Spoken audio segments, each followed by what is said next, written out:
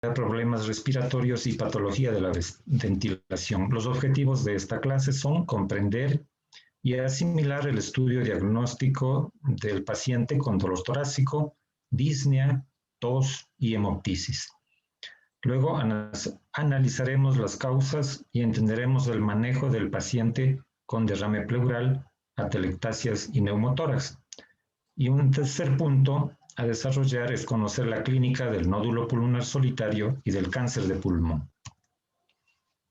Entremos ya en detalle del dolor torácico, pues es una causa común de atención en salud y aparte del trauma, los diagnósticos pues son múltiples y muy diversos y algunos que tienen pronóstico vital, es decir, que pueden ser causa de muerte.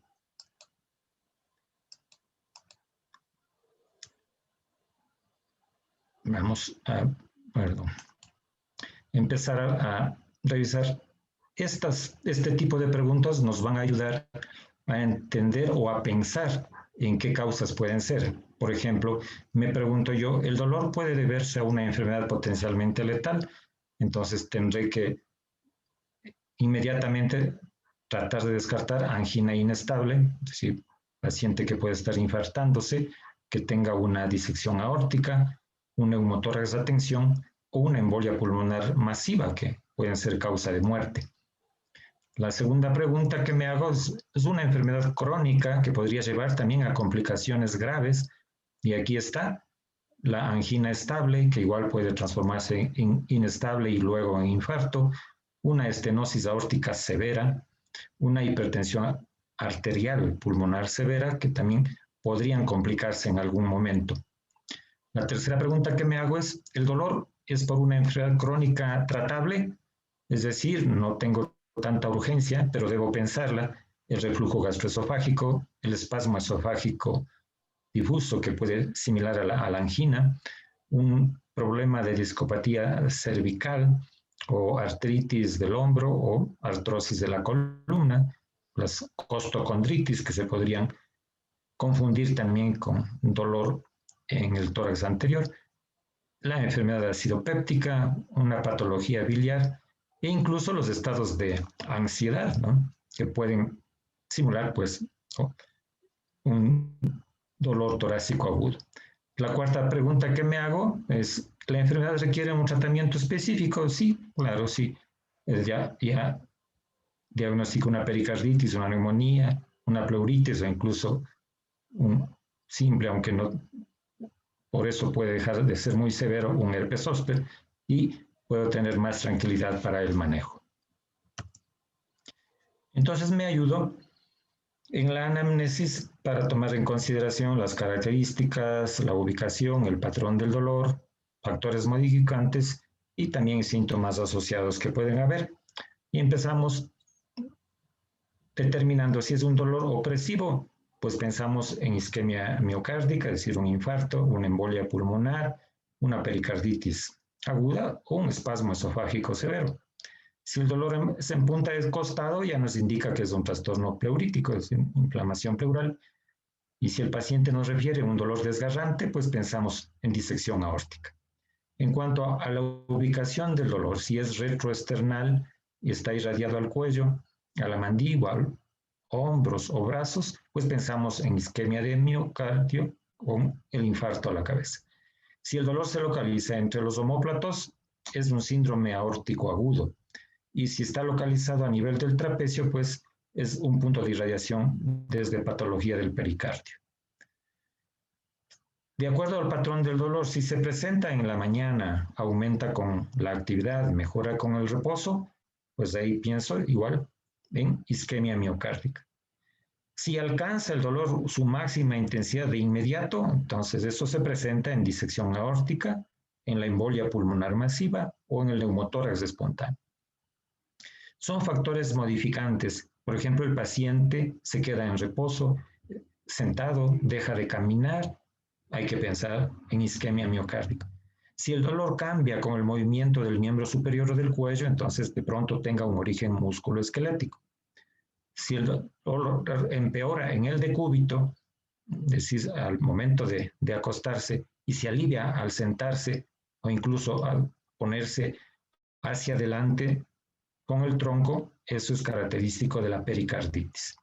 Entre los síntomas asociados, si el paciente se encuentra diaforético, disneico, con náusea, mucha debilidad, pues hay que pensar que se está infartando. Si el paciente tiene disnea, usualmente es de una causa cardiopulmonar. Si tiene, además del dolor, hemoptisis, hay que pensar de pronto que la tromboembolia se transformó en un infarto pulmonar o en las múltiples enfermedades del parénquima que pueden causar hemoptisis. Y si el paciente prefiere haber tenido un síncope, entonces es característica de la embolia pulmonar, de la disección aórtica y de las arritmias cardíacas que pueden cursar así. También el examen físico nos ayudará inicialmente a valorar la condición del paciente, ¿no? Con, obviamente, ver las constantes vitales para ver la estabilidad hemodinámica y luego, pues, nos dedicaremos ya a ver cómo está su estado general. Si le encontramos ansioso, incómodo, pálido, diaforético, que se presiona el pecho con el puño, que es lo que conocemos como el signo de Levine, entonces ese es un infarto agudo de miocardio. Si vemos a un paciente con dolor torácico, con síndrome de Marfan, de hiperelasticidad, o es un varón alto, muy alto y también muy delgado, probablemente tenga enfisema y el momento que presenta un dolor puede ser que curse con un neumotórax espontáneo. En cuanto a las constantes vitales, si el paciente manifiesta taquicardia e hipotensión, debo pensar en que está con un infarto y en choque cardiogénico, o que tenga una tromboembolia pulmonar masiva, o que de pronto tenga pericarditis complicada con un taponamiento cardíaco, o que sea un neumotórax a tensión o una disección aórtica. Cuando el paciente presenta una taquicardia sinusal, entonces probablemente sea una tromboembolia pulmonar submasiva. Y si tiene taquipnia e hipoxemia, ahí debemos dirigirnos a pensar en una causa pulmonar. Ya en el examen físico de los pulmones, pues lo que habíamos revisado en la clase anterior de los síndromes torácicos, y si auscultamos pues signos de edema pulmonar, es decir, estertores difusos, hay que pensar en disfunción del ventrículo izquierdo por un infarto agudo de miocardio, la principal causa, o en las valvulopatías agudas post-infarto, que pueden también terminar en un edema pulmonar, o incluso en la disección aórtica, que puede complicarse. Ya en el examen físico del corazón, si determinamos galope, es decir, la presencia de un tercero o cuarto día, el ruido cardíaco, tenemos que pensar en una disfunción miocárdica, sea sistólica o diastólica. Si auscultamos un soplo de insuficiencia aórtica, es decir, diastólico en la base, hay que pensar en una disección proximal. Y si determinamos que es un frote pericárdico, pues pensamos en una pericarditis. En cuanto al examen vascular, no olvidarnos de palpar los pulsos, y si vemos que hay pérdida de pulsos y existe palidez en los miembros superiores, pues eso es una disección aórtica. Y también ver los miembros inferiores. Si encontramos un edema unilateral, eso nos llevará a pensar en una enfermedad tromboembólica. En cuanto a los auxiliares diagnósticos que tenemos en el estudio del dolor, entonces realizamos un electrocardiograma y si vemos anomalías en el segmento ST o en la onda T, eso puede ocurrir en la isquemia en evolución, es decir, el paciente se está infartando, en la tromboembolia pulmonar, veremos signos de hipertrofia ventricular con estas anomalías, o en los casos de pericarditis aguda o crónica, miocarditis, desequilibrio electrolítico, principalmente de potasio. Incluso las anomalías del ST y de la onda T pueden verse en el síndrome de hiperventilación del trastorno de pánico. Hay que tener cuidado. Luego, pues, en la evaluación pediremos una radiografía de tórax en la cual podemos evidenciar los síndromes torácicos revisados. Si vemos edema pulmonar, en el caso del síndrome coronario agudo, o un mediastino muy ancho, en el caso de disección aórtica, o la joroba de Hampton o el signo de Westermarck, que se pueden ver en la embolia pulmonar. De esto, bueno, tenemos una clase específica de tromboembolia. Y en cuanto a los biomarcadores utilizados en la evaluación del dolor torácico, pues pedimos troponinas para ver tanto el inicio como la evolución del infarto de miocardio, el dímero D en la embolia pulmonar y el péptido natriurético tipo B en los casos de insuficiencia cardíaca y para evaluar el pronóstico en el síndrome coronario y en la tromboembolia pulmonar. Nos sirven estos valores. En cuanto a causas específicas y ejemplos de dolor torácico, pues muy comunes, tenemos el trauma costal, ¿no es cierto? Entonces, las fracturas costales son las más frecuentes tras un trauma torácico. Las más afectadas suelen ser de la tercera a la novena costillas, y cuando el trauma ocurre en las costillas primera y segunda, entonces eso usualmente están asociadas a lesiones internas y a veces graves. Hay que recordar que en los adultos mayores un trauma leve puede ser causa de fracturas y a veces múltiples.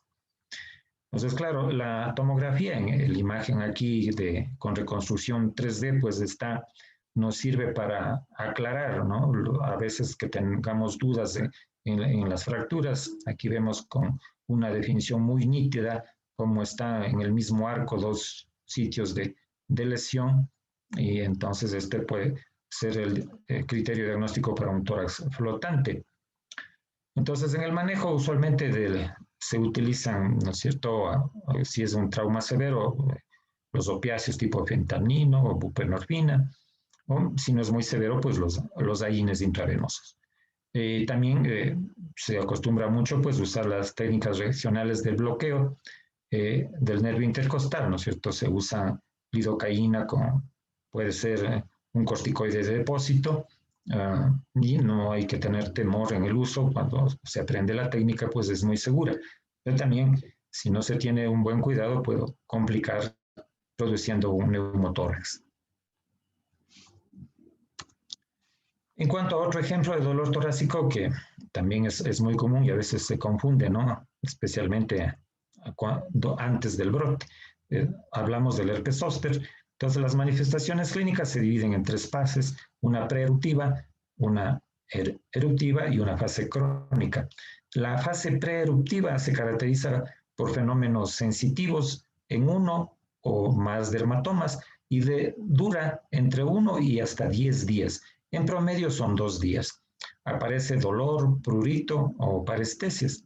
En la fase eruptiva, que se observa en la gráfica, pues aparece eritema en parches e induración en el dermatoma comprometido, vesículas herpetiformes agrupadas sobre una base eritematosa, unilateralmente, que es la característica, sin pasar de la línea media, y el dolor es severo.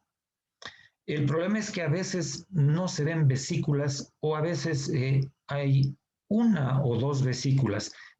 Cuando hay una o dos vesículas se dice el herpes abortivo, y a veces cuando no hay vesículas pero el dolor es muy característico con esta evolución en dermatoma y muy segmentario, entonces se dice pues un zóster sin herpes, sí, sin vesículas, pero el cuadro clínico está ahí. Estos síntomas se resuelven de 10 a 15 días y la curación completa de las lesiones a veces toma un mes o más hasta que se cicatrice. Luego pasa la fase crónica si es que se da, pues la neuralgia posherpética, que ocurre casi en la mitad de los casos. El dolor persiste o recurre 30 días o más después de la fase aguda, se localiza en el área del dermatoma comprometido y puede ser severo o incapacitante y persistir semanas, meses o a veces años. La resolución lenta del dolor es común en los adultos mayores. Entonces puede quedar como secuela un área de hiperestesia o hipoestesia o incluso anestesia en la zona afectada.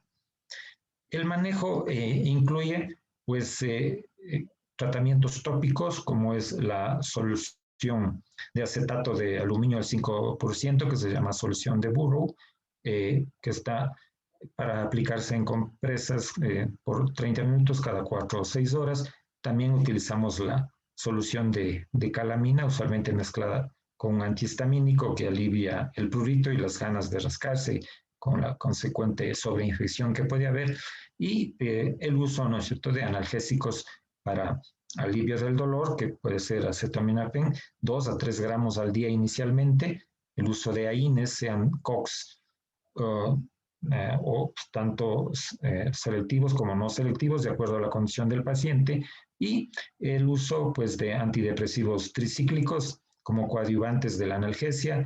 Se usa bastante la amitriptilina, empezando por 25 miligramos en la noche. También se usa gabapentina en dosis de 300 a 1200 miligramos al día, o la pregabalina en dosis de 75 a 300 miligramos. El uso de los corticoides está controvertido, pero se ha visto, digamos, que disminuye la neuralgia posherpética. Entonces, si se da, pues se usa prednisona 1 miligramo por kilo al día por 7 días y luego se reduce progresivamente semana a semana. Y como antivirales, pues los utilizamos, ¿no es cierto? Se debe empezar con los antivirales, pues mientras más pronto, mejor, ¿no es cierto? Decimos que antes del tercer día deberíamos empezar del brote y obviamente si ya vemos el brote inmediatamente.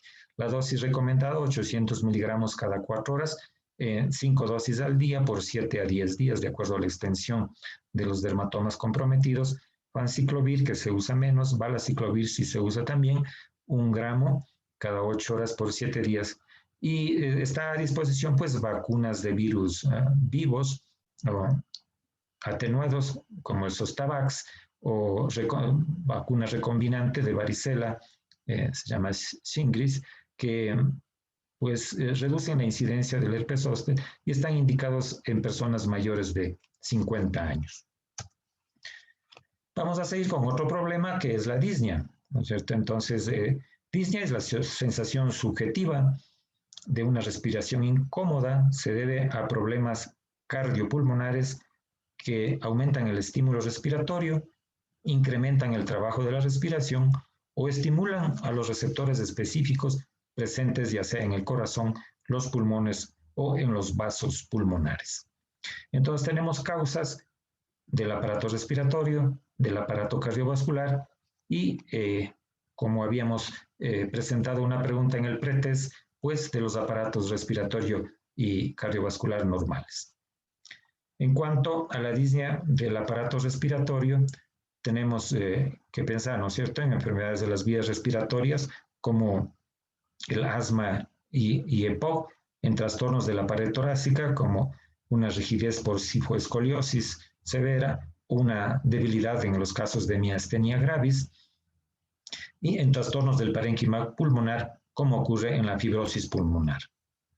Como causas de disnea del aparato cardiovascular tenemos los trastornos de las cavidades de izquierda, es decir, el incremento de la presión al final de la diástole del ventrículo izquierdo y la elevación de la presión en cuña o capilar pulmonar. También trastornos vasculares como son los émbolos de la tromboembolia, la hipertensión arterial pulmonar y los casos de vasculitis. Y en cuanto a enfermedades pericárdicas, la pericarditis constrictiva que se complica con taponamiento, origina disnea. Y que esto ya habíamos revisado, pues, ¿no?, en los casos de disnea con aparatos respiratorio y cardiovascular normales están la anemia, la obesidad y la falta de condición física de la persona para realizar ejercicios, teniendo aparatos respiratorios y cardiovascular normales. En la valoración clínica de la disnea, pues empezamos obviamente por la anestesia y solicitamos al paciente que nos describa cómo es su molestia, el efecto de los cambios de posición o las exposiciones en el ambiente. La ortopnea, es decir, la disnea que se presenta al momento que el paciente se recuesta, es característica de la insuficiencia cardíaca. La disnea paroxística nocturna, que es aquella disnea que se presenta 1 o 2 horas luego de que el paciente se ha recostado y se despierta con una disnea súbita, suele ser parte de la insuficiencia cardíaca o incluso una crisis de asma.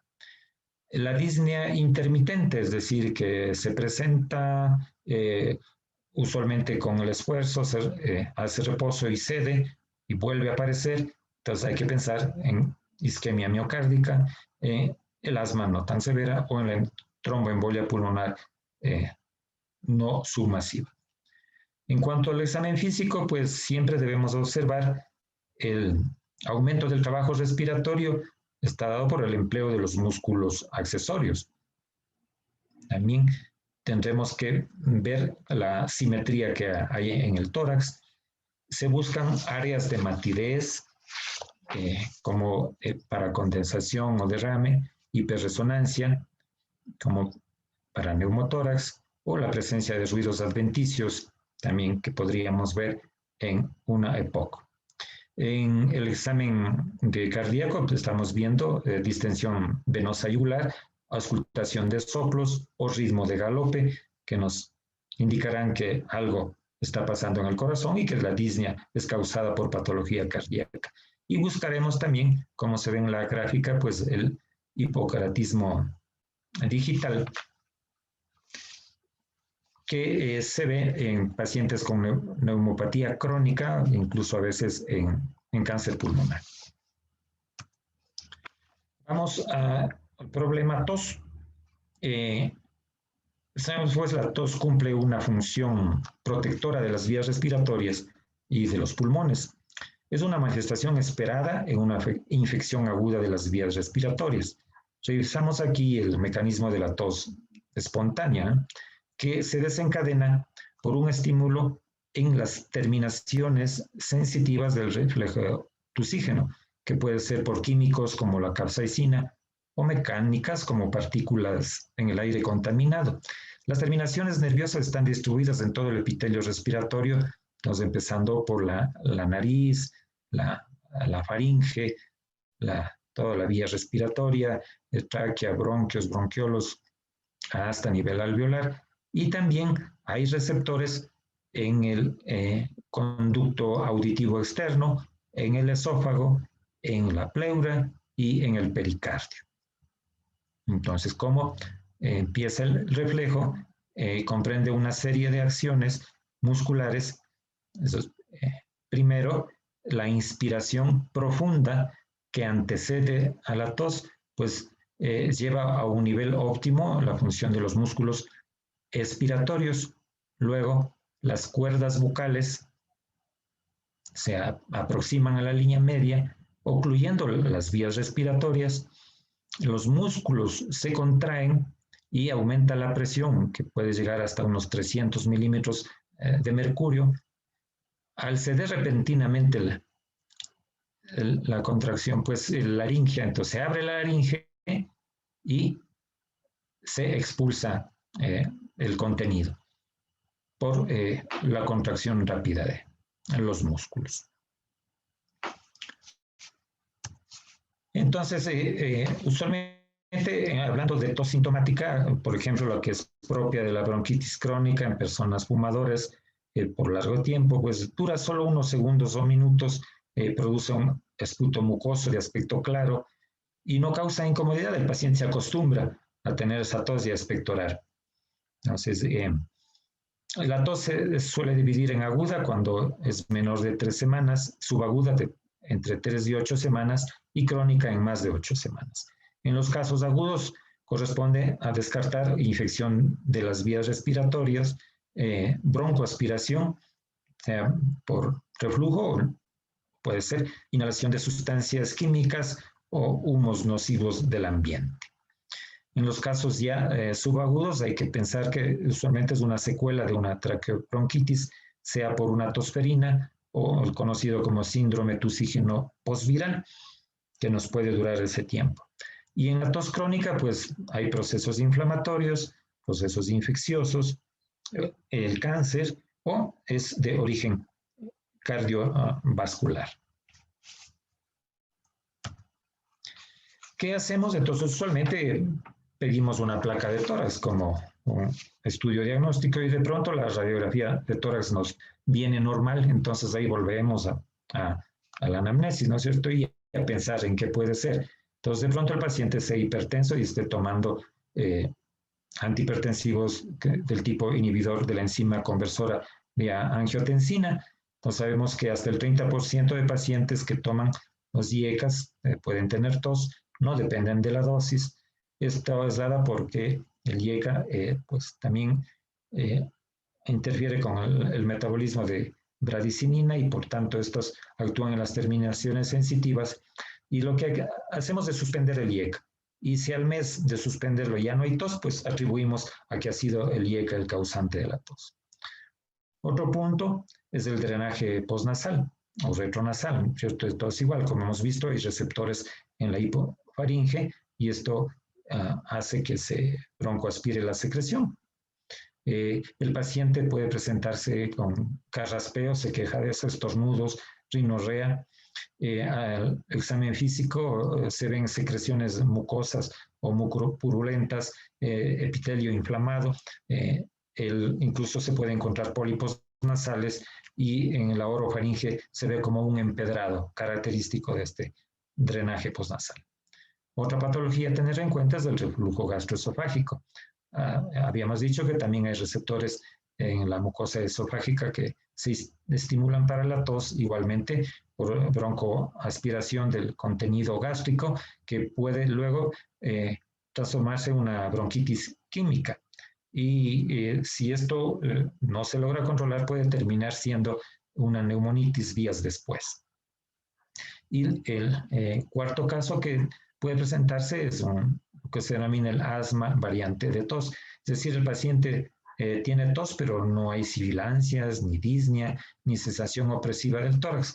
¿Y cómo pensamos que es un asma? Porque se inicia al presentarse en el contacto con desencadenantes y se resuelve al interrumpir la exposición. Esa se denomina asma con variante de tos. El tratamiento que a veces pues está controvertido, ¿no?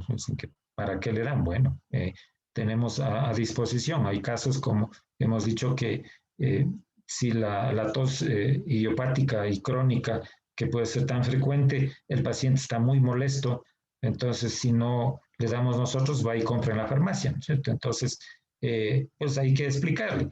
Ya se ha estudiado, no le encontramos alguna patología que se le podría atribuir a eso y de pronto necesita seguirse haciendo más estudios y hasta tanto entonces le vamos a dar esta medicación. Entonces hay dos grupos, codeína, no tenemos sola, sino en combinaciones con feniltoloxamina, también con feniltoloxamina y guaifenesina. Y en el otro grupo que está el dextrometorfano, la dosis 10 a 30 miligramos 3 veces al día. Para la codeína 2 veces al día. Tenemos simple, como dextrometorfano, marcas, estamos aquí, o en combinaciones que hay muchísimas más, y ahora con lo del COVID muchísimas más, con clorfeniramina, con difenhidramina, con guaifenesina y cloruro de amonio. Entonces, todo esto, siempre y cuando expliquemos al paciente, le damos pues temporalmente, o de pronto el paciente pues con cáncer no, sería inaudito que no cedemos la tos. Pasemos a otro problema que se nos puede presentar, que es la hemoptisis. Entonces, es la expectoración de sangre de las vías respiratorias, que pueden ser desde los alvéolos hasta la glotis. Se debe diferenciar siempre de la epistaxis, es decir, del sangrado nasal, y de la hematemesis, es decir, el vómito de sangre. Varía desde un esputo manchado de sangre que se llama hemoptoico hasta la expulsión de una gran cantidad de sangre roja y viva que usualmente busca atención al paciente de inmediato. Entonces, entre las etiologías que pueden darse, está un ejemplo de hemorragia alveolar difusa. La hemorragia proviene de los capilares de la circulación pulmonar, que es a baja presión. Las causas son inflamatorias, como de los vasos finos, que se llama capilaritis. Se presenta en el lupus, la enfermedad de Goodpasture, que es una enfermedad que afecta también al riñón, y puede presentarse también como inhalación, una lesión térmica en la exposición al fuego, o sustancias como cocaína, ¿no? O productos químicos tóxicos que pueden terminar en esta hemorragia alveolar difusa. La hemorragia bronquial pues proviene de las arterias bronquiales y las arterias tienen una presión sistémica, es decir, no son de baja presión, sino de alta presión. Los pacientes con bronquiectasias están predispuestos a que tengan anomalías anatómicas y que las arterias se erosionen y sangren. Y también están aquí los pacientes de fibrosis quística y estos sangrados pueden ser mortales para ellos. Este es el aneurisma de Rasmussen. Claro que este se presenta en los casos de tuberculosis, en bronquiectasias o en cavernas. Entonces, bueno, aquí no está presente, pero aquí estaría la caverna y está aquí una tomografía contrastada viendo un aneurisma sacular dentro de una caverna. Una reconstrucción 3D del aneurisma. Acá han hecho ya una intervención embolizando al aneurisma. Entonces, esto, si un paciente tiene una bula, una bronquiectasia o una caverna, puede ser el origen del sangrado. La paragonimiasis pulmonar, que es una infestación, ¿cierto? Entonces se puede manifestar con fiebre, tos, hemoptisis. Suele confundirse con tuberculosis a veces. Los cuadros clínicos pueden ser similares y hay que preguntar al paciente pues la ingesta de pronto de langosta o de crustáceos pequeños. Aquí en la sierra tenemos los churos y en otros lados también, que son, a veces pueden transmisores para la enfermedad. Otra patología tenemos el cáncer broncogénico. Entonces, pues es causa de hemoptisis, aunque sea solo en el 10% de pacientes. Además, pueden ser causa de las metástasis, ¿cierto? Y que pueden presentarse inicialmente como una hemoptisis. El infarto pulmonar, es decir, cuando la tromboembolia evoluciona, termina en un infarto y esto puede ser causa de que se rompan los capilares alveolares y se vea un esputo rosado o espumoso o secreciones sanguinolentas. Entonces, ¿cómo valoramos al paciente que tiene hemoptisis? Preguntándole, ¿cierto? ¿Es una expectoración de sangre o con sangre? Para diferenciarla. La cantidad que ha expectorado, pues usualmente, pues, incluso a veces nos traen los pacientes en un recipiente para determinar cuánta sangre ha perdido. Entonces, los antecedentes, averiguamos el tabaquismo por el cáncer, sustancias de consumo, por ejemplo, pues cocaína, el riesgo de tromboembolia, sea una trombosis venosa profunda, el diagnóstico de cáncer o el diagnóstico de una vasculitis o el antecedente de bronquiectasias. Al examen físico siempre empezamos por valorar las constantes vitales, porque de pronto una hemorragia severa puede ser mortal y nos dé pues muy poco que hacer.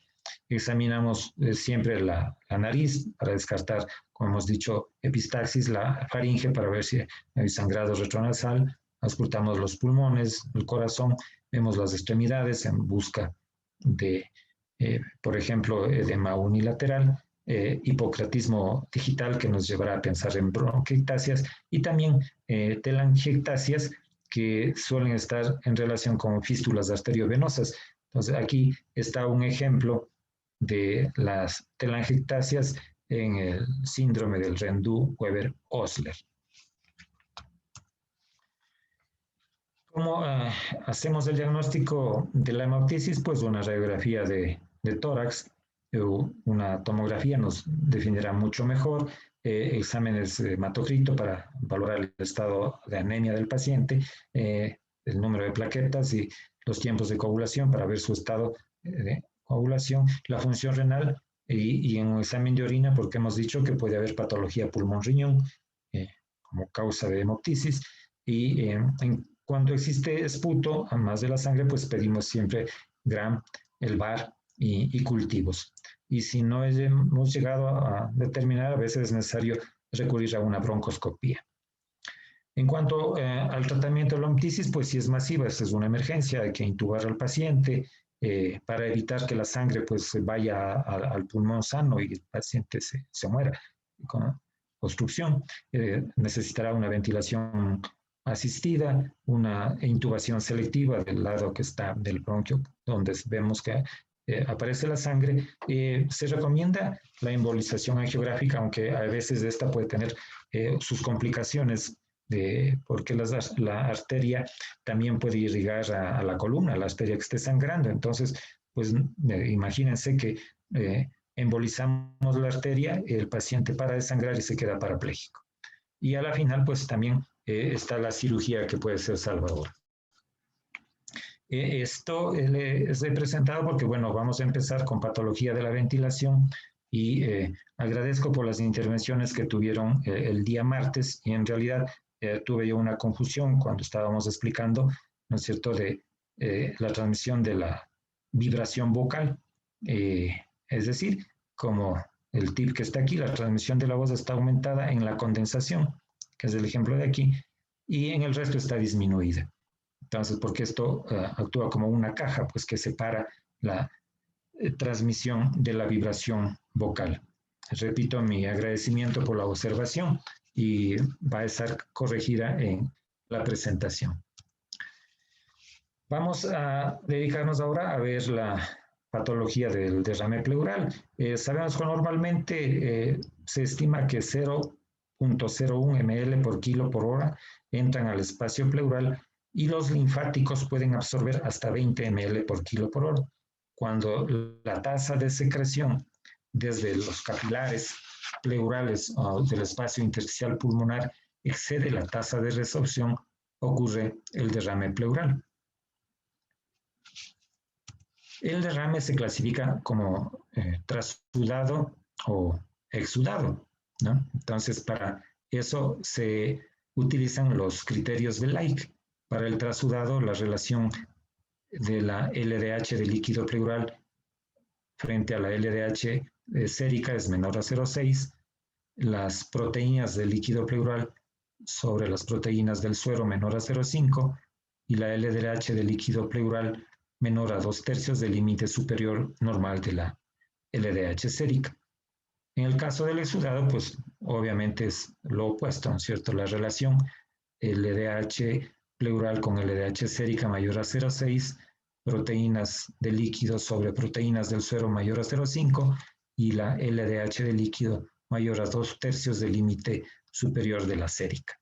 Esto nos sirve, entonces inicialmente realizamos una toracocentesis y pedimos al laboratorio que nos mida LDH proteínas y obviamente en suero y hacemos la comparación.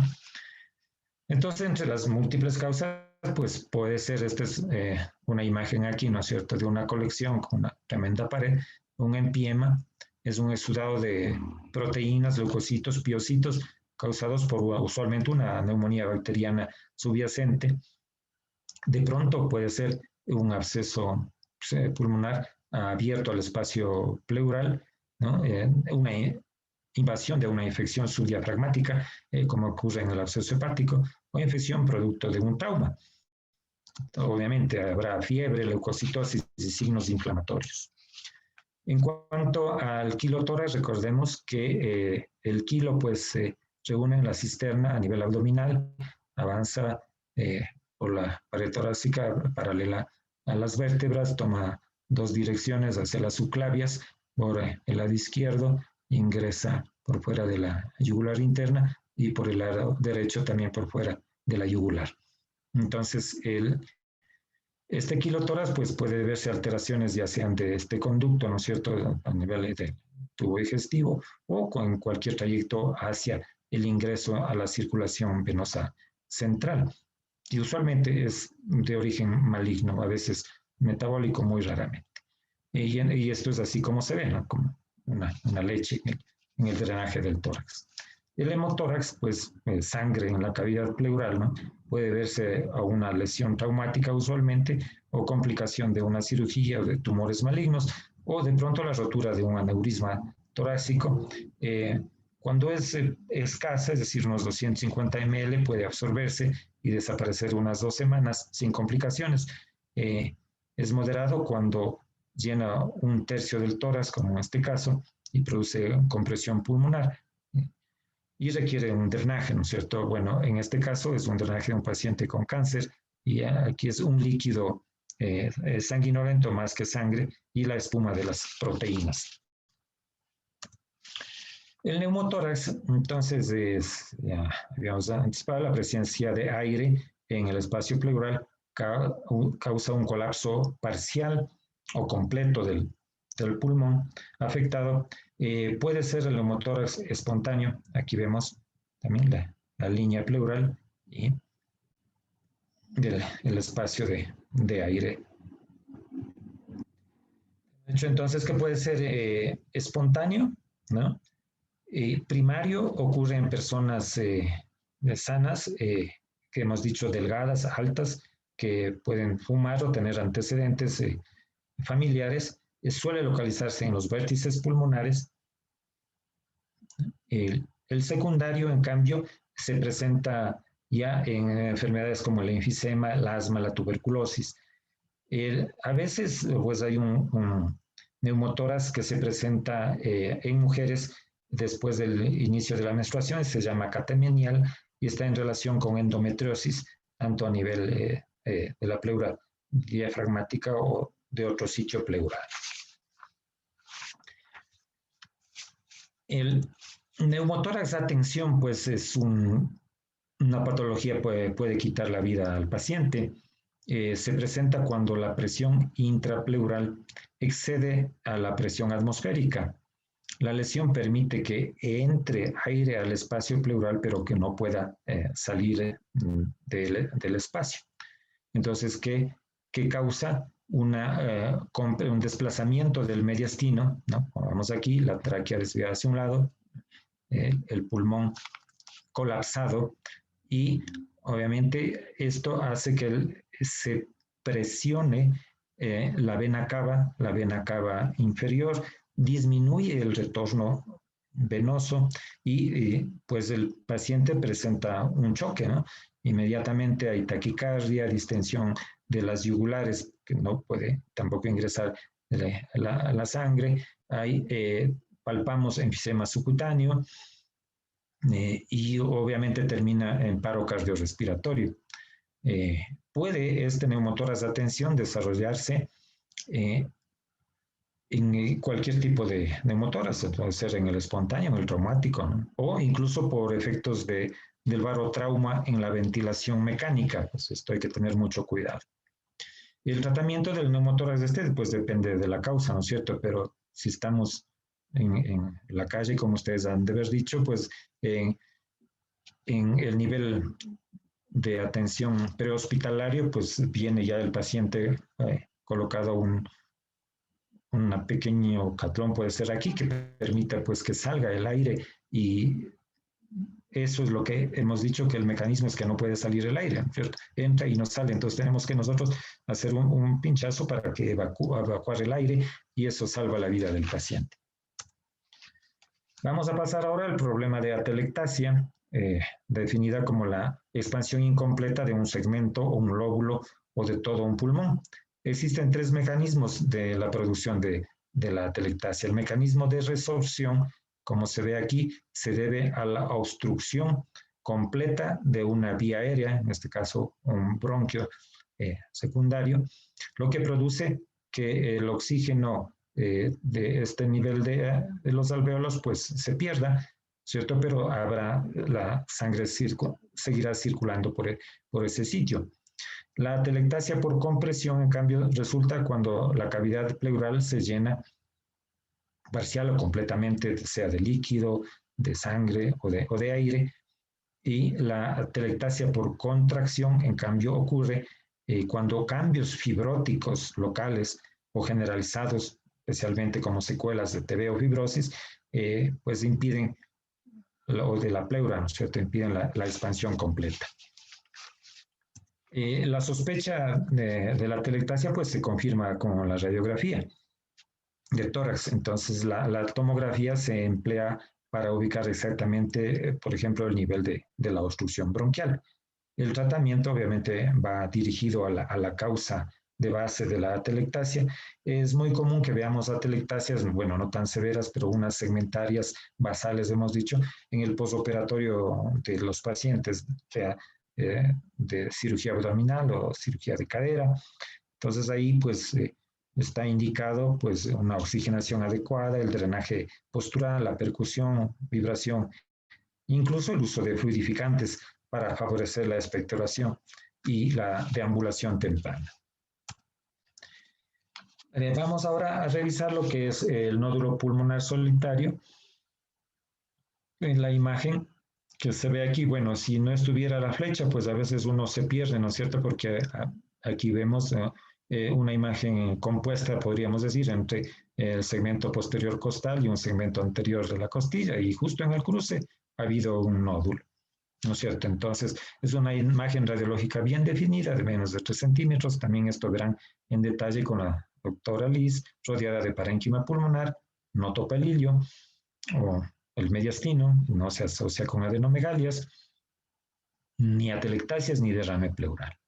Entonces, el nódulo puede ser benigno o maligno, ¿no? Entonces, puede ser un cáncer del pulmón o metástasis de otros sitios primarios, puede ser infecciones como granulomas tipo TB o no TB, inflamatorias o vasculares por trauma o incluso congénitas, ¿no? Como los amartomas.